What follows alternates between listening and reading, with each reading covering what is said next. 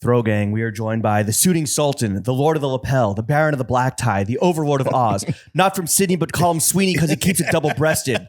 Must work at Popeyes, how he's serving up these three pieces. The inseam imam, the crotch Kaiser, that's that real trunk show. You don't fucks, he make tucks. Fits aren't ass, but he got that butt on. Oh, you don't fuck with his bespoke? How about you business poke these nuts? Your hems are weird, he runs the Southern Hemisphere. Fits so fly when you get off that PJ. The CMT MVP, no STD, but he's one sick cunt, mate. Founder of Patrick Johnson Tailors. Patrick Johnson. Patrick, how are you? Wow, that was a lot. Thank you. Yeah, welcome. I'm good, man. The jet lag's gone after that. Oh, yeah? You're locked in? I need a hype guy all the time. That's good. I like that. I thought that was Tyler's job. Yeah, I like it, man. That was great. Yeah, Tyler, I'll send this over in an email. You can just read it, whisper into your boss's ear every morning. Yeah. Softly, though, Tyler. I heard those are fun email chains that you guys send each other. Yeah, we do. Yeah. We do. Okay. I can leave it at that. Patrick, thank you so much for joining us. The first thing we want to do is a little fit check. We're going to walk us through everything you're wearing today. I'm assuming most of it is you, right? Yeah, most of it is. What do we got on? What do you? I've got some bracelets on. Oh, we're starting with the wrists. Oh, wow. Yeah. Okay. I've got some. These are by us, but I went to Turkey and then I fell in love with the Turkish men's jewelry. Okay. So I did that bit of silver. And then you culturally appropriated it. Yeah, It's the Australian way. Yeah. Well, yeah, it is. It's homage. It's it's it. And then on the other hand, I've got my daughter made me this one, which is she made me promise that I wear it, which sucks because she's not very good at making bracelets. But She doesn't listen to podcasts, does she? I'm also a bit frightened of her, so I'm not going to take it off. And then I've got like a little two kids, right? Yeah, I got two. Yeah, boy Is she and the a girl. scarier one? Yeah. She's like a hoarder. I mean, she's a hoarder. She hoards. When I went away, she's put like 3 teddy bears in my bag, all sorts of clothes from her. It's frightening, but we're working through it. So she's trying to share the wealth.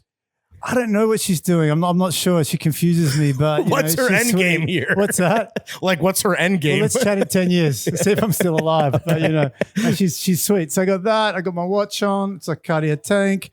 A couple of rings, like a wedding ring, and another one when my son was born. Oh, beautiful. Little Cartier ones, and then this little signet ring which has a turtle on it. Oh. What's the turtle signify? I like turtles. Oh. I like turtles. You're literally the turtle kid who says, I like turtles. It's I think I had a smiley face on there for years, which I now wear around my neck, but it's sort of to remind me to slow down. Oh, there you go. That makes sense. Quick. Yeah. And then what else? Live slow, die old, right? Yeah, hopefully. And then I've got a necklace on with all sorts of little things in here, like little red right hand from Nick Cave, and then I got a little ring I got in India. Hold on. Nick Cave gave you a piece of jewelry? No, I bought it from him on his web store. Okay. Shout out Nick Cave. That would be amazing if you did. I went in the summer. We went to Greece and we're in this house in Hydra, which is like way up the stairs. It was like 500 stairs to get to this house, and I got there and I was a bit sort of disheartened by the time we got to the top of the stairs, and the lady was like, welcome. And I was like, yeah, cool. It's like 400 fucking stairs up here, and I'm knackered. I got the kids. They're like screaming and complaining. And we got in there in this house, and she was like, oh, we just had an Australian come and stay here. I'm like, yeah, cool. We got like this each of us. She goes, it's Nick Cave. I'm like, oh, where did he sleep? Yeah. Did you wash his sheets? Yeah, can I smell the pillows? Did he have the no pussy blues? Yeah, I love him, man. And I got a few little things on there. And then what else have I got? Shoes, Belgians. Okay. From New York. They're pretty much the only shoe I wear that's not a P. Johnson shoe, apart from my running shoes. I love Belgians. They're the best. When you're in New York, do you always like make it like a mission to go uptown? And I always go there. Yeah, get one pair resold and then hopefully get another pair, What do you think of the new store, the redesign? Well, it's the same as the old design pretty much, isn't Do you think so? I feel like it lost some of its charm. Yeah, I went there a year ago. Was the new store there a year ago? Yeah. Yeah, I mean, I mean when it used to be like a straight up piece of shit. Yeah, I like the piece of shit. Yeah. And they had the old books from like the 70s, the social registers and stuff. Yeah, I mean, but I like the shoes, man. Same shoes. The regardless. handbags are a bit weird, but like I love that space. And I just love the fact they haven't tried to expand it. They haven't tried to do too many like collabs or anything. They're just them, and that's why it's so beautiful. I don't think they've ever done a collaboration, right? Not that we've heard of. I mean, maybe if you would manifest a P. Johnson Belgian shoes collaboration. But I wouldn't want to do that. No? They should be them, man. Right. They do the best job. It's the best shoe. Like I think when Bernie Madoff got arrested, he had like, how many pairs? They put them all up for auction. Yeah, I know, but he had tiny little feet. 2 dozen. Yeah. I mean, listen, dude. He might have been overcompensating with that fucking Ponzi scheme, With the Ponzi. And then those shoes, and I'm wearing socks, which PJ?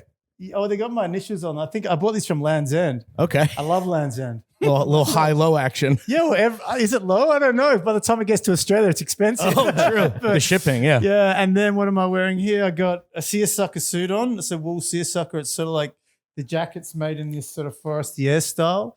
I don't know if you remember Arnie's from Paris, the store Arnie's. No. It was my favorite store, and these two French brothers had it.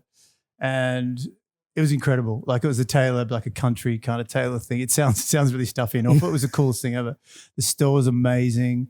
It's now a Beluti store near Bon Marché. It was so sad. Beluti bought the business, but it was a cool. Anyway, I love that, and I collect vintage Arnie's. And this is one of the pieces I had when they shut down. They made it actually originally for Le Corbusier. Oh, wow. The jacket. And anyway, so like we recreated it and changed it a bit. So that's, wool seersucker, trousers, belt, like a Western belt we do with Andersons out of Italy. Mm-hmm. God, this is a lot. I have a break. Yeah, you weren't a lot. Ice cotton t-shirt, Pete Johnson, and then Avedon glasses that we make. What about the panties?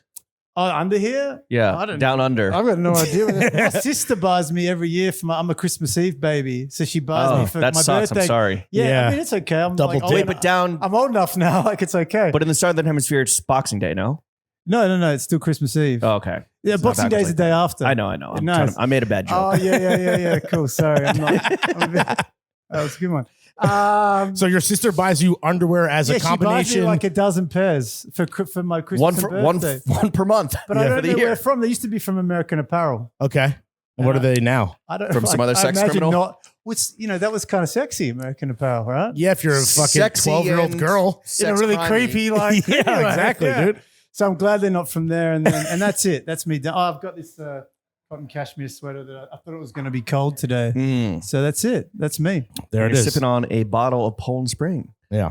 from our refrigerator. Fresh. It's so fresh. All right, fit check, drink check complete. Let's get into the meat and potatoes of the only podcast that matters. Patrick, Peach. So there's stores in, correct me if I'm wrong, New York, London, Tuscany, and down under Sydney, right? Yeah, we don't have a store in Tuscany. We've got a factory there. Okay. Oh, okay. So yeah, we started a factory there 8 years ago. I'm going to say 9 years ago. 9 years ago now, which was a pretty. Well, between funny the three day. stores, between New York, London, and Sydney, is that right? Yeah. Is there like a universal P. Johnson guy, or like does it kind of depend on where they're from and what the context is that they're shopping? It changes from place to place for sure. I think it's like for a number of reasons, mainly because of the weather. Like we don't get the cold you get here, and it's pretty hot in Australia. We've got a store in Brisbane in Australia. We've got a couple in Melbourne as well. It kind of even changes from city to city. But I think uniformly Americans are slightly more formal in the way in business dress. Like Really? you've got like a proper city here. Yeah. Okay. We're basically a beach, beach towns. So there's a little bit more formality, but overall the guy's, he's pretty similar. Like he's pretty kind of relaxed kind of guy, I think, in terms of his attitude towards tailoring. Okay. We don't usually get those guys that are a little bit more sort of like Not the nerds. the fedora menswear crowd. Oh, God. Like, Ugh. How do you do, my lady? yeah, exactly. Let's have a virtual cigar smoke. Man. But they're approaching more casually and more And if like that's your thing, a virtual cigar smoke, then that's fine.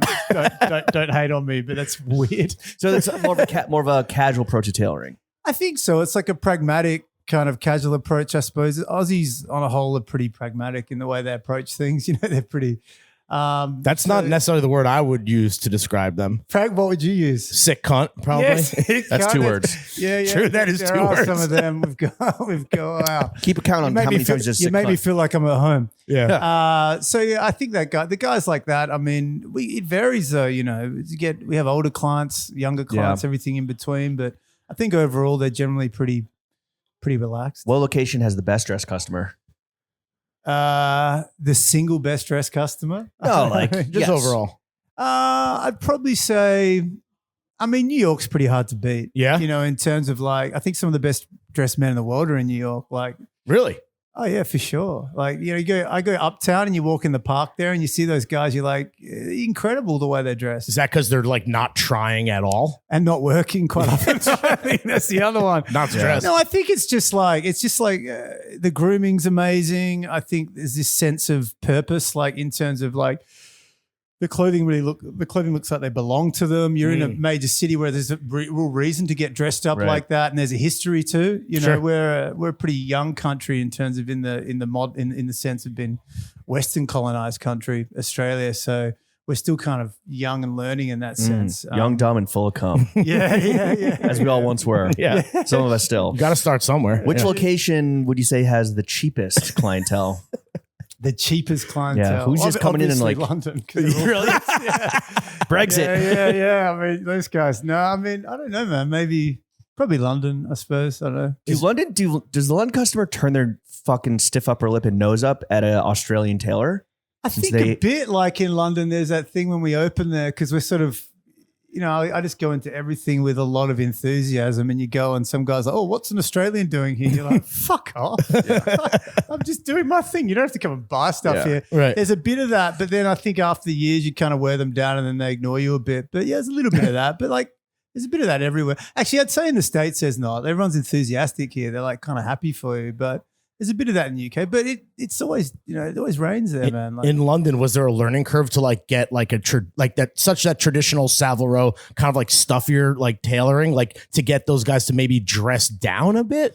You know, I think we went in there kind of wanting to do our thing and keep it pretty pure, like, and the clients that kind of gravitated towards us, they weren't looking for that Savile Row. I love that Savile Row thing. I think it's incredible. Like, I love what they do.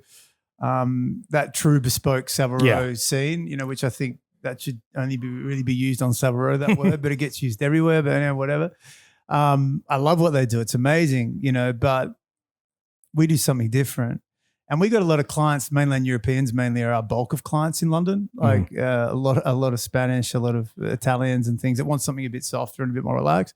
So those guys kind of gravitated towards us, and over time you work out, you know, there's room for everyone. Yeah. How equitable. How would you describe though the P. Johnson, like what's the house style of your suiting? I think it's a pretty relaxed one. We specialize in really soft tailoring. That's what we do. So it's a pretty relaxed kind of look. Cuts a bit looser than most in terms of a little bit wider in the width. A little flowy.